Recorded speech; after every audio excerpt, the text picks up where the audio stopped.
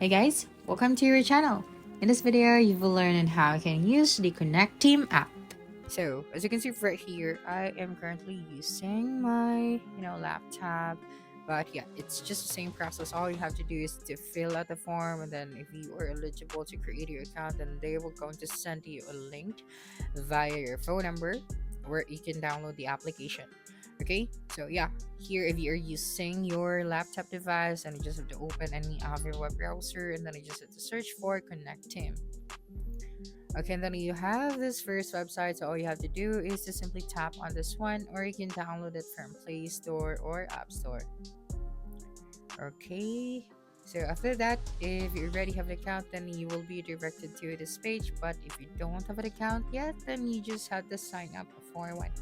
Okay, so once you're here, this is the overview of your Connecteam account. So here, for first step is just have to get started with time clock, go to schedule, log in into mobile app, add another admin, get started with chat, and etc.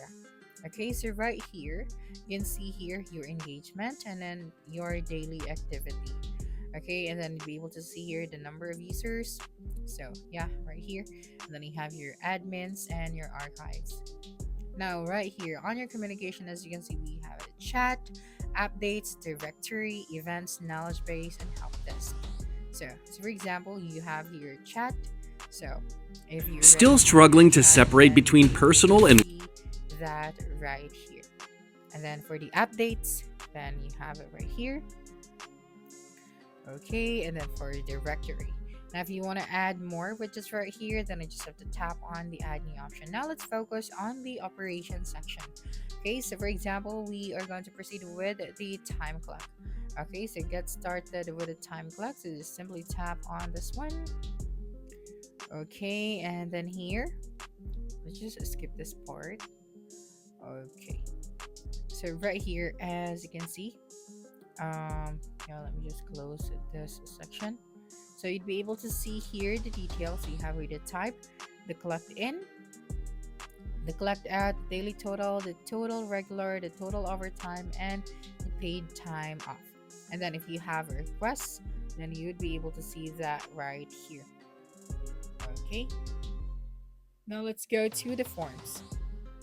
Okay, so let me just go to the forms right here. So if you want to start from scratch or use a template, then you can do that. So I'm just going to use a template for the forms.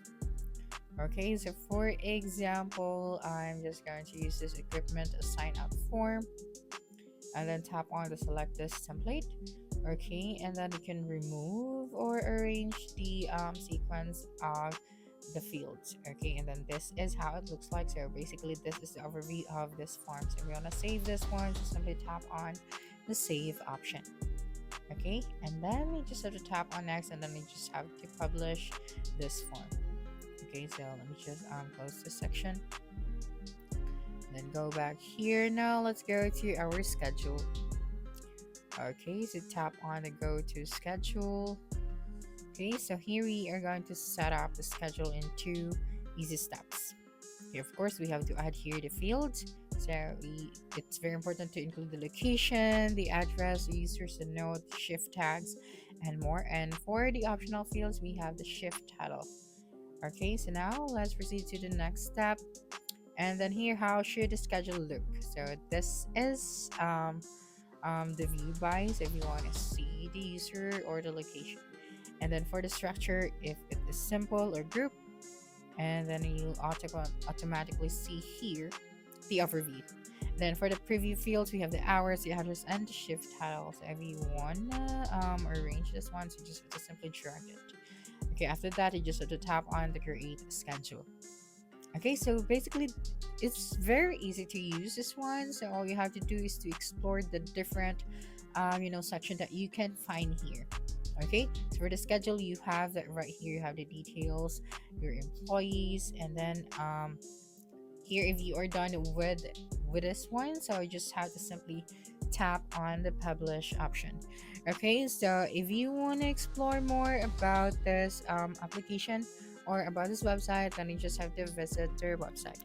Okay, so That's it for this video. If you think this video helped you solve a concern, please subscribe, like this video, and leave your comment below. Bye.